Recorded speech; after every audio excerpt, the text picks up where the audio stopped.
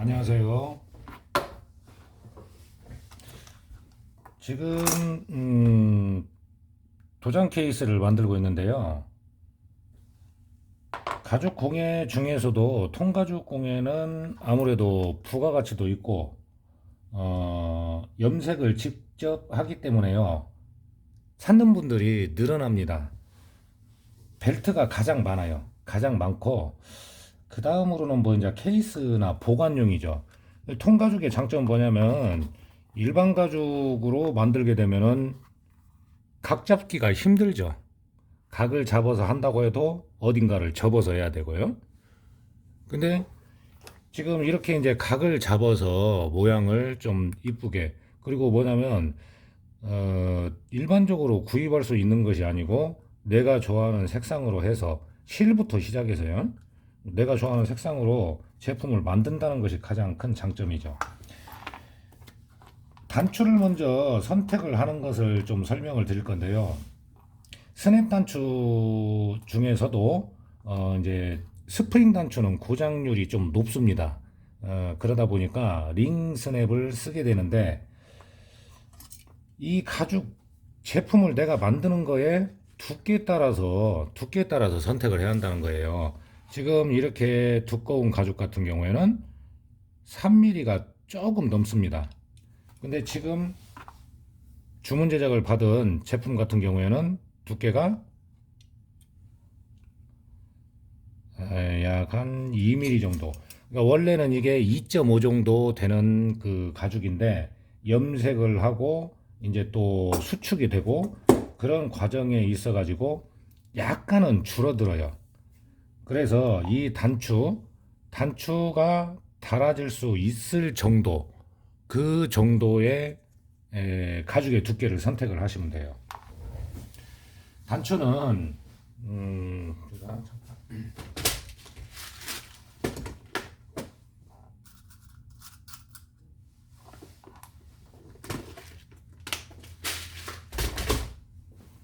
지금 이 조금 짧죠?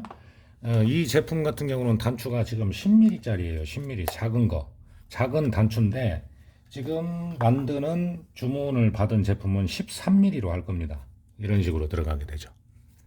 이런 식으로. 그러면 이렇게 각을 잡아서 만들기 전에 이쪽 부분 있죠. 잠기는 부분. 여기는 단추가 달아져 있는 것이 편합니다.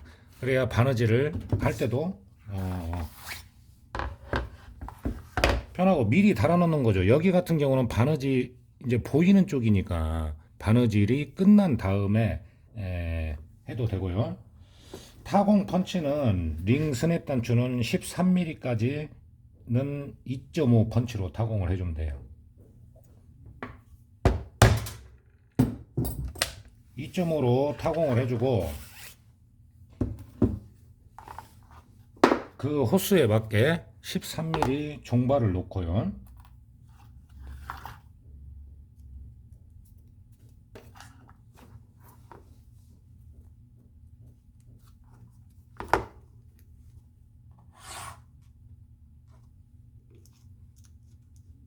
자, 이렇게 먼저 맞춰줍니다. 중앙에 맞게요.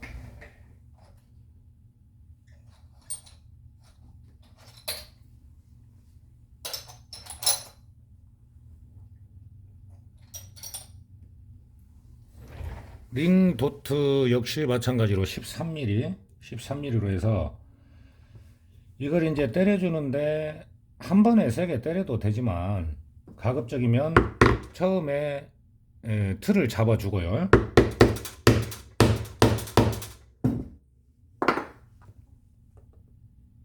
그러면 이제 단추가 달아졌죠. 그러니까 순놈 먼저 달아놓고 여기는 나중에 이제 바느질이 다 끝난 다음에 달아야죠. 왜냐면 바늘 땀 바로 앞에까지 단추가 달아지기 때문에 단추를 미리 다는 것보다는 나중에 바느질이 끝난 다음에 다는 게 좋습니다. 그러면 이제 형 틀을 한번 잡아보게요. 지금 타공을 해놨는데 타공은 3mm 이상 되는 가죽 같은 경우에는 펀치로 타공을 할 때 3mm 앞에서 타공을 하면서 약간의 대각으로 이렇게 해줍니다.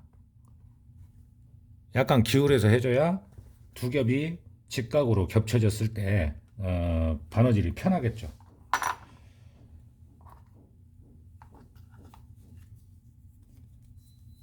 이 끝을 잡고 직각이 되게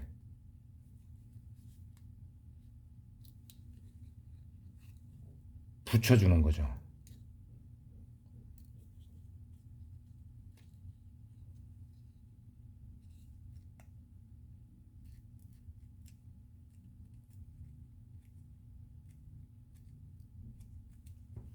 자, 이렇게요.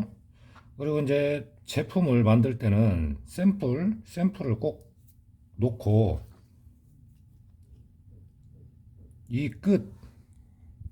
끝에 맞춰서요.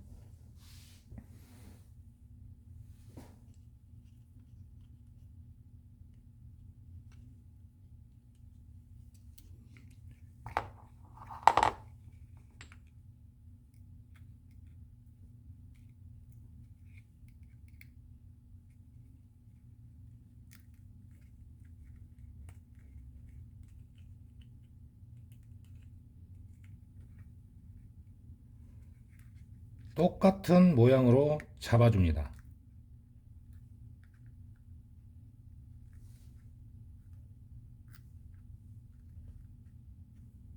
제가 지금 조금 시간이 걸리는 게 뭐냐면 이 본드를 두텁게 바르지를 않았어요. 자, 이렇게 하면 모양이 반듯이 잡혔죠. 자, 이제 실 바늘을 준비를 좀 하겠습니다. 바느질을 시작을 할 때는요, 지금 이쪽 면이 보이는 쪽이고 겉면이 보이잖아요. 그렇기 때문에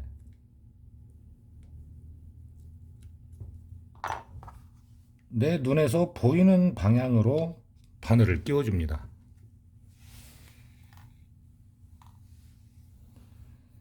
자, 지금 이 바늘 첫 담을 끼웠는데요. 여기에서 처음에 시작을 하는 부분은 2번 내지 3번을 감아주는 게 좋죠.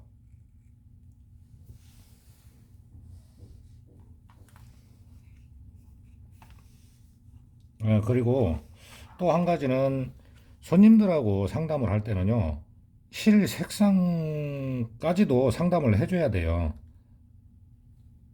지금 샘플에는 이 와인색, 염색의 노란 실이었거든요. 근데 이 손님께서는 와인색은 좋은데 실을 그냥 그라데이션이 블랙이기 때문에 검정으로 했으면 좋겠다. 그렇게 말씀을 하셔서 지금 검정색으로 하는 겁니다. 자, 각을 잡은 후에 송곳을 이용해서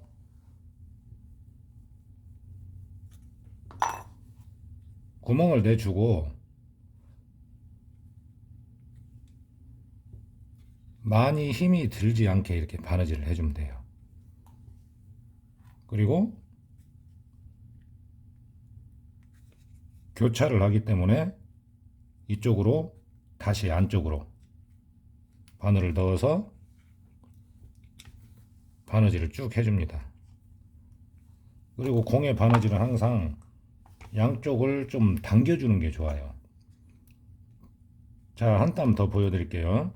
여기에서 도장을 넣어놓는 건 뭐냐면 틀을 잡고, 그러니까 두꺼운 가죽은 아까 설명드린 대로 약간 사선으로 대각선 방향으로 타공을 해주면 돼요. 그러면 이게 쉽게 뚫어지는데 지금 이 가죽은 그 정도 두께가 아니라는 거죠.